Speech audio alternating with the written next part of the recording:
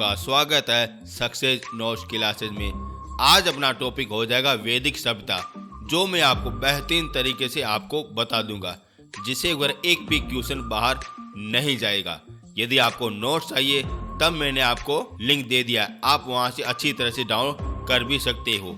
यदि आप हमारे चैनल में पहली बार आए हो तो चैनल को जरूर से जरूर सब्सक्राइब कर देना, क्योंकि हम ऐसा कंटेंट लाते रहते हैं और आगे भी लाते रहेंगे। अब चलते अपने क्लास की ओर। हेलो दोस्तों, आज का टॉपिक हो जाएगा वैदिक सभ्यता, जो मैं आपको अच्छी तरह से और बड़े शानदार तरीके से पढ़ा दूंगा। पहले अपन ये देख लेते हैं कि आपसे क्वेश्चन किस किस प्रकार से पूछे जाते हैं। साथियों, ये कुल 9 प्रकार से आपसे क्वेश्चन पूछे जाते हैं। पहला क्वेश्चन पूछा जाता है मूल निवासी के आधार पर, यानी कि आर्य कहाँ से आए थे, यह आपसे क्वेश्चन पूछा जाता है, जो अलग अलग महापुरुषों के अनुसार मत दिए गए, जो मैं आपको सब कुछ करा दूंगा। दूसरा क्वेश्चन पूछा जाता है उनके काल के आधार पर, यानी कितने समय में वो आर्य आए थे, यह आपसे क्वेश्चन पूछा जाता है। तीसरा क्वेश्चन पूछा जाता है वेदों के आधार पर, अपने 4 वेद है उनके आधार पर आपसे क्वेश्चन पूछा जाता है। चौथा क्वेश्चन राजनीतिक दशा के माध्यम से पूछा जाता है। पांचवा क्वेश्चन सामाजिक जीवन के आधार पर पूछा जाता है। छठा क्वेश्चन महिलाओं की दशा के आधार पर पूछा जाता है। इंपोर्टेंट है, यहां से 100% एक क्वेश्चन पूछा जाता है। सातवां क्वेश्चन आर्थिक जीवन के आधार पर पूछा जाता है। आठवां क्वेश्चन धार्मिक जीवन के आधार पर पूछा जाता है। और आखिर में वैदिक काल की जितनी भी नदियां हैं उसके आधार पर पूछा जाता है। यानी कि 9 प्रकार से आपसे क्वेश्चन पूछे जाते हैं और इसके अलावा एक भी क्वेश्चन बाहर नहीं पूछा जाएगा साथियों। और इसके अलावा मैं आपको 300 क्वेश्चन भी आपको अच्छी तरह से दे दूंगा, जिसे वगैरह आपका पूरी तरह से टॉपिक कवर हो जाएगा।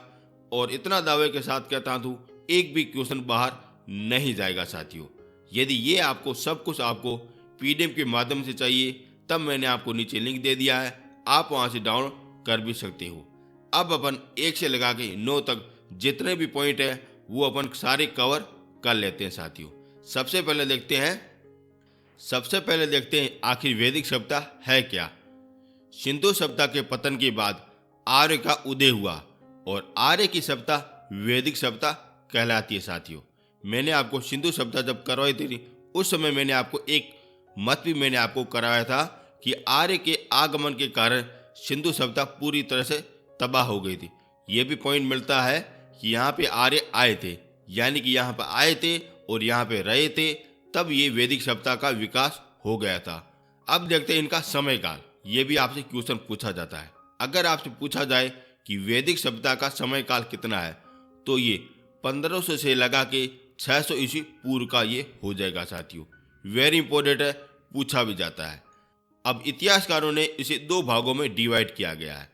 पहला भाग हो जाएगा वैदिक सभ्यता हो जाएगी, जो 1500 से लगा के 1000 ईस्वी पूरी हो जाएगा। और दूसरा हो जाएगा उत्तर वैदिक सभ्यता हो जाएगी, और जो अपने 1000 से लगा के 600 ईस्वी पूर्व हो जाएगा साथियों। यानी कि ये 2 भागों में डिवाइड किया गया है, और ये भी आपको अच्छी तरह से याद होना चाहिए। अब देखते हैं वैदिक सभ्यता में आखिर क्या क्या हुआ था। यहाँ पे ऋग्वेद की रचना हुई थी। आप सभी लोगों को पता है ऋग्वेद अपना एक वेद है, सबसे प्राचीनतम वेद है, जो कब लिखा गया था, वैदिक कालीन सभ्यता में लिखा गया था। अब देखते हैं उत्तर वैदिक काल में क्या क्या लिखा गया था। इसमें मूल रूप से 3 और अपने वेद है वो लिखे गए थे, यजुर्वेद, सामवेद, अथर्ववेद। ये तीनों के तीनों अपने उत्तर वैदिक काल में लिखे गए साथियों, जो मैं आपको एक एक करके सारा कुछ आपको पढ़ा दूंगा। अब चलते हैं आगे। अब देखते हैं काल निर्धारित, यानी कि कौन से महापुरुषों ने क्या क्या समय निर्धारण किया है कि ये जब आए थे उस समय क्या क्या काल था। यह आपसे क्वेश्चन पूछा जाता है साथियों। अपना अलग अलग मत दिया है वो अपन जान लेते हैं, और यहीं से आपसे क्वेश्चन पूछा जाता है। पहला, बाल गंगाधर तिलक के अनुसार ये 6000 ईस्वी पूर्व आए थे साथियों। ऐसा कहता है बाल गंगाधर तिलक, कहता है साथियों कि आर्य आए थे 6000 ईस्वी पूर्व आए थे। दूसरा मत देखते हैं। दूसरा मत है हर्बन जेकोबी के अनुसार 4500 से लगा के 2500 ईसा पूर्व की मध्य में आए से, ऐसा ये कहता है हरमन कहता है साथियों। वेरी इंपॉर्टेंट है, पूछा भी जाता है। तीसरा मत कहता है आर के मुखर्जी, और इसके अनुसार कहा जाता है कि 2500 ईस्वी पूर्व में आर्य आए थे, ऐसा कहता है आर के मुखर्जी कहता है। चौथा कहता है मैक्स मूलर, सबसे इंपोर्टेंट है मैक्स मूलर, और ये कहता है 1500 ईस्वी पूर्व कहा गया है, ऐसा ये कहता है मैक्स मूलर कहा जाता है। और ये चारों के चारों फैक्ट आपको अच्छी तरह से याद होना चाहिए। अब देखते हैं इनका मूल स्थान, आखिर ये कहाँ से आए थे जो अपने भारत देश में बसे थे, यहीं से आपसे क्वेश्चन पूछा जाता है। पहला मत देखते हैं, बाल गंगाधर तिलक के अनुसार ये कहते हैं कि ये ऑस्ट्रेलिया प्रदेश से आए थे साथियों, ऐसा ही कहने वाले बाल गंगाधर तिलक हैं। दूसरा मत कहता है फिलिप सेट और विलियम जोन्स के अनुसार ये आए थे लोग यूरोप से आए थे साथियों, जो आर्य है ना वो अपने यूरोप से आए थे, ऐसा कहता है फिलिप्स और विलियम जोन्स कहता है साथियों। तीसरा कहता है पी गाइड्स, और इसके अनुसार कहा गया है कि हंगरी व डेब्रू नदी के किनारे पहले थे, फिर अपने भारत देश में आ गए, ऐसा कहता है ये।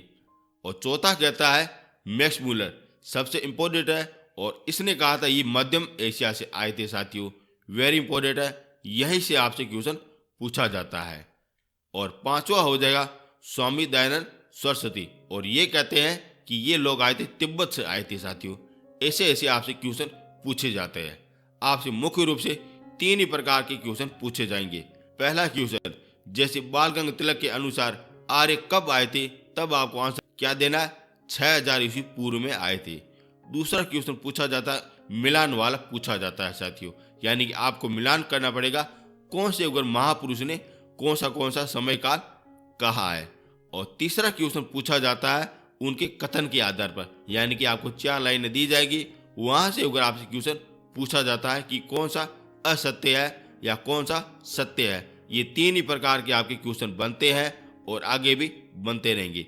इससे अलावा किसी भी प्रकार का कोई क्वेश्चन नहीं बनेगा, और इसके अलावा आपका एक भी फैक्ट बाहर नहीं जाएगा।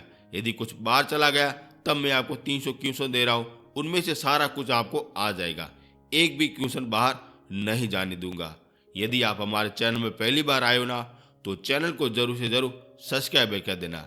और यदि आपको पीडीएफ चाहिए तब मैंने आपको नीचे लिंक दे दिया है, आप वहां से डाउनलोड कर भी सकते हो। अब चलते हैं आगे।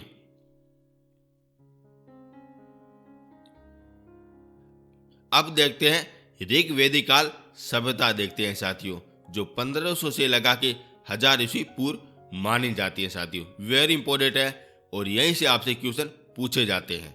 और इसमें किस वेद की रचना हुई थी, ऋग्वेद की रचना हुई थी साथियों, और यहीं से आपसे पहला ही क्वेश्चन पूछा जाता है। अब इनके बारे में विशेषता है वो अपन सारा कुछ देख लेते हैं। इसमें कुल 10 मंडल का उल्लेख किया गया है। अब मैं आपको 10 के 10 मंडल आपको अच्छी तरह से आपको बता रहा हूं। ये रहे आपके सामने, ये रहे अपने मंडल, और ये रहे इनकी रचनाएं रही। ये अपने 10 के 10 मंडल आपको अच्छी तरह से याद होना चाहिए। अगर बात किया जाए इसमें से इंपोर्टेंट कौन सा हो जाएगा, तो ये तीसरा मंडल हो जाएगा। इसमें ये इंपोर्टेंट हो जाएगा गायत्री मंत्र हो जाएगा। और आपसे यही क्वेश्चन पूछा जाता है कि गायत्री मंत्र का उल्लेख ऋग्वेद के कौन से मंडल में है, तब आपका आंसर क्या होना चाहिए, तीसरे मंडल में है। और इनकी रचना किसने की थी, विश्वामित्र के द्वारा की गई थी। वेरी इंपॉर्टेंट है, पूछा जाता है। अगर बात किया जाए इसमें से इंपॉर्टेंट और कौन से है, तो ये अपने नवा हो जाएगा, मंडल हो जाएगा, जिसमें सोम राशि का उल्लेख मिलता है साथियों। वेरी इंपॉर्टेंट है, पूछा जाता है। और अगर बात किया जाए तो ये हो जाएगा 10वां मंडल हो जाएगा, जिसमें वर्ण व्यवस्था का उल्लेख मिलता है, और यहीं से आपसे क्वेश्चन पूछे जाते हैं साथियों। वेरी इंपॉर्टेंट है, आप अच्छी तरह से नोट डाउन कर भी सकते हो साथियों। अब अपन और विशेषता देखते हैं। अब देखते हैं सूत्र। सूत्र में ऋग्वेद में हो जाएंगे 1028 हो जाएंगे। आपसे कभी कभार संख्या भी पूछी जाती है। अब देखते हैं मंत्र। यहाँ पे कुल मंत्र कितने हैं वो भी आपसे क्वेश्चन पूछे जाते हैं। तो ये 10,600 मंत्र हो जाएंगे, जो सारे के सारे अपने ऋग्वेद में मिलते हैं। अब देखते हैं ऋग्वेद के कितने पाठ हैं, ये अपने तीर पाठक हो जाएंगे, वो भी आपको याद होना चाहिए। पहला हो जाएगा साकल हो जाएगा, ये अपना पहला पाठ हो जाएगा। दूसरा हो जाएगा वाकल हो जाएगा, ये भी आपको याद होना चाहिए। और तीसरा हो जाएगा वालखिड़िया हो जाएगा। और तीनों के तीनों अपने पाठ अपने हो जाएंगे ऋग्वेद से संबंधित हो जाएंगे साथियों। वेरी इंपॉर्टेंट है, आपसे पूछा भी जाता है। इसके अलावा आपका एक भी क्वेश्चन बाहर नहीं पूछा जाएगा।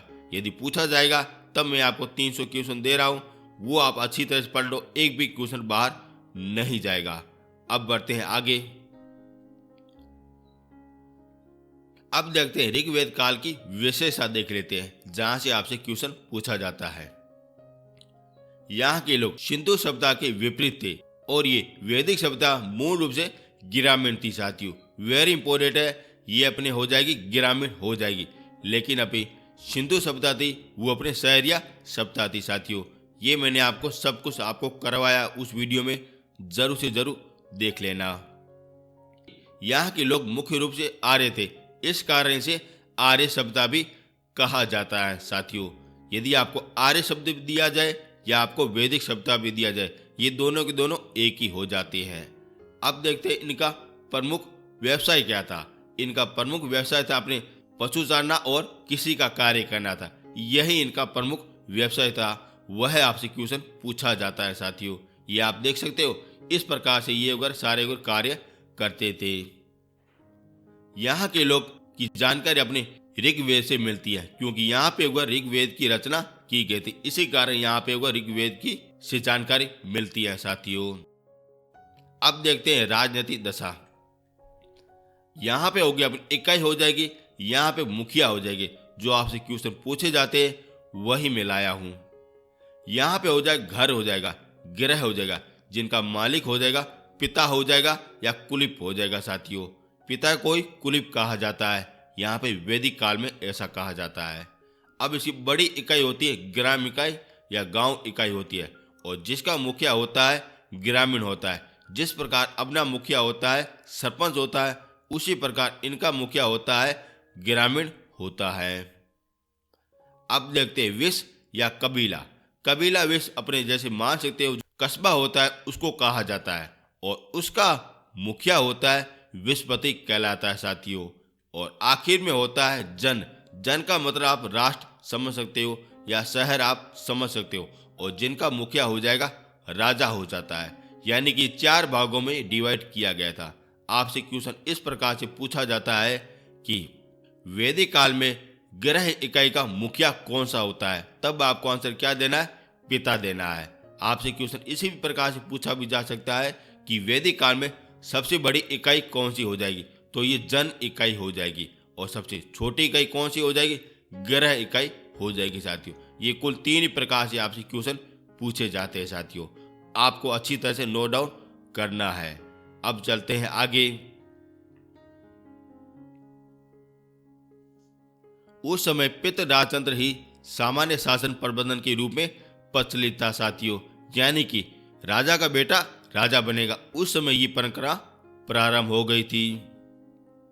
इसमें गणपति के आधार पर गण का उल्लेख मिलता है। वेरी इंपॉर्टेंट है, ये आपसे पूछा जाता है कि सर्वप्रथम गण का उल्लेख कहाँ पे मिलता है, तब आपको आंसर क्या देना है, वैदिक सभ्यता देना है।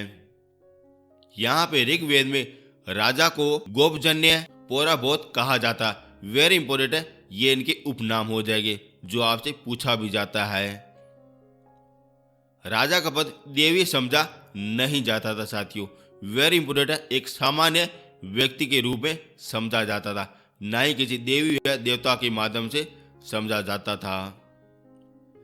राजा की सहायता के लिए केंद्रीय शासन, अनेक मंत्री, सेनापति, पुरोहित, ग्रामीण की सहायता से ये चलता था। वेरी इंपॉर्टेंट है, ये सभी के सहयोग के माध्यम से ये चलता था। आप ये नीचे इमेज में देख सकते हो, सारा का सहयोग के माध्यम से ये चलता था।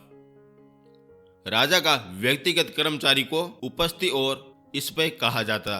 वेरी इंपॉर्टेंट है, ये आपसे क्वेश्चन पूछा भी जाता है।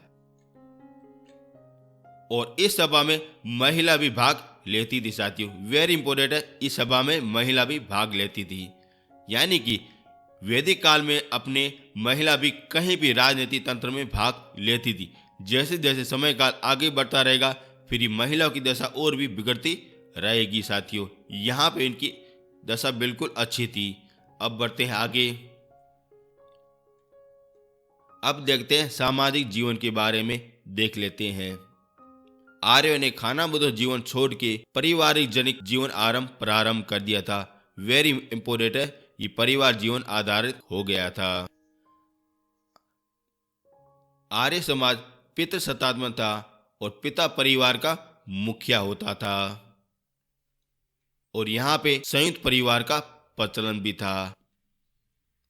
अब देखते हैं महिलाओं की दशा। आखिर उस समय महिलाओं की दशा क्या क्या थी। महिलाओं को आदर व महत्वपूर्ण स्थान प्राप्त था ऋग्वेद काल में। यहाँ पे पर्दा प्रथा, बाल विवाह ऐसे और किसी प्रकार की कुरीतियां नहीं थी। दहेज की मांग नहीं की जाती थी और विवाह हमेशा अंतर जाति पर किया जाता था और यहाँ पे विधवा विवाह भी प्रचलित था साथियों। यहाँ पे स्त्री अपने पति के साथ यज्ञ में भी भाग ले सकती थी। यानी कि अपन सोच सकते हैं महिलाओं की दशा बिल्कुल अच्छी थी साथियों। इस समय की बात चल रही है और एक ही विवाह किया जाता, लेकिन कोई अमीर व्यक्ति हो या राजा व्यक्ति हो वो अगर एक से अधिक विवाह कर सकते थे। नारी को शिक्षा प्राप्त करने का अधिकार था, जैसे अगर नृत्य करना, संगीत करना, इस प्रकार की ये स्वतंत्रता दी गई थी। और नारी का विवाह करने के लिए आयु निर्धारित की गई थी। 17 व 16 वर्ष उम्र निर्धारित की गई थी, जो वेरी इंपोर्टेंट है। समाज में नियोजन प्रथा भी प्रचलित थी साथियों। वेरी इंपोर्टेंट है, नियोजन प्रथा उस समय प्रचलित थी साथियों। अंतर जाति विवाह थे, किंतु आर्यों के यदि दास होते थे उससे भी ये विवाह कर दिया करते थे। ऐसा उस समय प्रचलन हो रहा था। कन्या के विदाई के समय उपहार एवं द्रव्य दिए जाते थे, जिसे वरहतु कहा जाता। वेरी इंपोर्टेंट है, ये आपसे क्वेश्चन पूछा जाता है। आर्य मूल रूप से शाकाहारी थे, लेकिन किसी विशेष अवसर पर वो मांस का भी भोग किया करते थे। आपसे क्वेश्चन इस प्रकार से पूछा जाता है कि आर्य कैसे थे, तो वो पूरी तरह से शाकाहारी थे साथियों। कभी विशेष अवसर पर वो मांस का भोग किया करते थे। आर्य गाय को अग्न्याक कहते थे, यानी कि वो मारने योग्य नहीं है। गाय जो भी है मारने के योग्य नहीं है। और ज्यादातर युद्ध अपने जो भी होते थे उस समय गाय के रूप में किए जाते थे, क्योंकि उस समय गाय की चोरी की जाती थी और मुख्य रूप से वहां से युद्ध अपने गाय के आधार पर होते थे। आर्य मुख्यतः दूध व दूध से बनी हुई वस्तु का सेवन करते थे, यानी कि उनको दूध की वस्तु सारी अच्छी लगती थी। आर्य मुख्य रूप से 3 ही वस्त्र का धारण करते थे। वह आपसे क्वेश्चन पूछा जाता है। पहला नीवी, जो जस्ट ऊपर कमर के निचले वाला भाग होता है वहां पे पहनने वाले वस्त्र को नीवी कहा जाता है। वास, कमर के ऊपर पहनने वाले वस्त्र को कहते थे वास कहा जाता है। अधिवास, अधिवास चादर या ओढ़नी को कहते थे। ये तीनों के तीनों अपने ऋग्वेद से संबंधित हो जाएंगे। और यहाँ पे सूती व ऊनी वस्त्र जैसे धोती, कुर्ती, बनियान, पगड़ी का भी प्रयोग किया करते थे साथियों। यहाँ पे सोने और चांदी के आभूषण का प्रयोग किया करते थे। यहाँ पे मनोरंजन के लिए शिकार खेलना, रथ दौड़, संगीत, जानवरों की लड़ाई ऐसे कार्य किया करते थे, जो अपने आर्य समाज के समय होता था। और यहाँ पे वर्ण व्यवस्था कर्म के आधार पर निर्धारित की जाती। जैसा कार्य करेगा उसको वैसा वो वर्ण दिया जाएगा। यह अपने ऋग्वेद काल समय चल रहा था। यहाँ पे वर्ण का प्रचलित बहुत ही प्राचीनतम था। अब देखते आर्थिक जीवन। आर्थिक जीवन की क्या क्या विशेषता है। यहाँ पे आर्य पशुपालन और कृषि को अपना प्रमुख व्यवसाय किया करते थे। यहाँ पे गेहूं और जौ का उपयोग किया करते थे। यहाँ के लोग चावल से परिचित नहीं थे साथियों। ऋग्वेद में कृषि संबंधी प्रक्रिया को चतुर्मंडल में उल्लेख किया गया है। अपने जो 10 मंडल देखे थे ना, उसमें ये चौथा मंडल हो जाएगा जो अपने कृषि से संबंधित हो जाएगा साथियों। पशुपालन उनका मुख्य व्यवसाय था तथा वे प्राय गाय, बैल, भैंस, घोड़े, बकरी का भी पालन किया करते थे। आर्य गाय का प्रयोग मुद्रा के रूप में भी किया करते थे, यानी कि लेन देन के लिए मुद्रा के रूप में किया करते थे। युद्ध का प्रमुख कारण गाय होती थी साथियों, क्योंकि उस समय महत्वपूर्ण चीज गाय होती थी। आर्य बाघ, बतख और गिद्ध से परिचित नहीं थे साथियों, और ये वाले क्वेश्चन आपसे पूछे जाते हैं, कोड के माध्यम से पूछे जाते हैं। व्यापारी वर्ग को पणी कहा जाता था, यानी जो अभी व्यापार करते थे उस समय उस वर्ग को पणी कहा जाता था। उन्हें वेकनार भी कहा जाता था। वेकनार उसे कहा जाता था जो पणी लोग होते ना, उसको कहा जाता था, वेटनाट कहा जाता था। ऋग्वेद में आर्य अपने लोहे से परिचित नहीं थे साथियों। उस समय आर्य किसी भी प्रकार से लोहे से परिचित नहीं थे, और आर्य कपास का भी उल्लेख नहीं करते, यानी कि उस समय कपास का किसी प्रकार का कोई जानकारी उनको नहीं थी। कुताई बुनाई का कार्य स्त्री और पुरुष दोनों किया करते थे। अब देखते हैं धार्मिक जीवन। ऋग्वेद में देवता को 3 भागों में बांटा गया है। पहला हो जाएगा पृथ्वी का देवता, जिसमें अपने अग्नि, सोम, बृहस्पति और सरस्वती आ जाएंगे। दूसरा हो जाता है अंतरिक्ष देवता, जिसमें इंद्र, रुद्र, वायु, प्रेय, आप, यम, प्रजापति और आदित्य आ जाएंगे। तीसरा होता है आकाश के देवता, जिसमें वरुण, मित्र, सूर्य, सवर्ती, पुष्य, विष्णु, आदित्य, उषा और अश्विनी आ जाएंगे। और यह से आपसे क्वेश्चन 100% आपका पूछा जाता है। आगे बढ़ते हैं। इंद्र को विश्व का स्वामी कहा जाता है। इस ऋग्वेद में प्रमुख देवता इंद्र को माना जाता है, और इसी को कहा जाता है विश्व का स्वामी कहा जाता था। वरुण को जगत का नियोजन व देवता का पोषण कहा जाता था। रुद्र देवता को मांगलिक कार्य के लिए बुलाया जाता था, यानी कि याद किया जाता था। देव पूजा के स्थान पर पितृ पूजा भी की जाती थी। यहाँ पर देव पूजा जब की जाती थी उस समय पिता की भी पूजा की जाती थी। देवता के लिए यज्ञ का भी उल्लेख किया जाता था। यज्ञ में किसी भी प्रकार की कोई बलि नहीं दी जाती, यानी कि मनुष्य की बलि नहीं दी जाती थी। लेकिन उत्तर वैदिक काल में ये सब कुछ ऐसा होता था।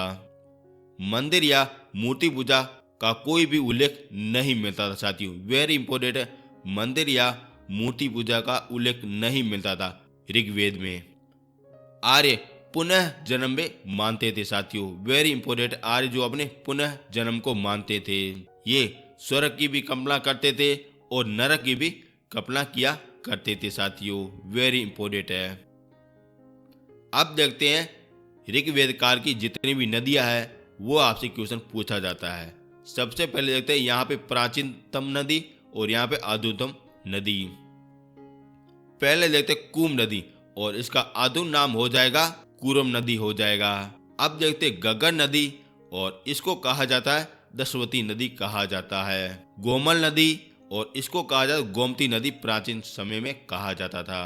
काबुल नदी, काबुल नदी को कहा जाता कुंभा नदी पहले कहा जाता था। झेलम नदी, इसको विस्ता नदी पहले कहा जाता था। चिनाब नदी, इसको अश्कनी नदी कहा जाता था। सावत नदी, इसको सुवस्तु नदी कहा जाता था। सिंधु नदी, इसको पहले सिंधु कहा जाता था। सोहन नदी, इसको सुपम नदी कहा जाता था। रावी नदी, रावी नदी को पुरुषनी नदी कहा जाता था। सतल नदी, इसको शीतु नदी कहा जाता था। व्यास नदी को विपाशा नदी कहा जाता था। मरुवरम को मरुवर्दा कहा जाता था। और यहीं से आपसे क्वेश्चन पूछे जाते हैं। इसी के साथ ये अपना पहला टॉपिक पूरी तरह से कवर हो गया। कल मैं आपको उत्तर वैदिक काल का पूरा अच्छी तरह से आपको करा दूंगा। यदि आपको नोट्स चाहिए तब मैंने आपको नीचे लिंक दे दिया है, आप वहां से आराम से डाउनलोड कर भी सकते हो। अब मिलेंगे नेक्स्ट वीडियो में। थैंक यू सो मच साथियों।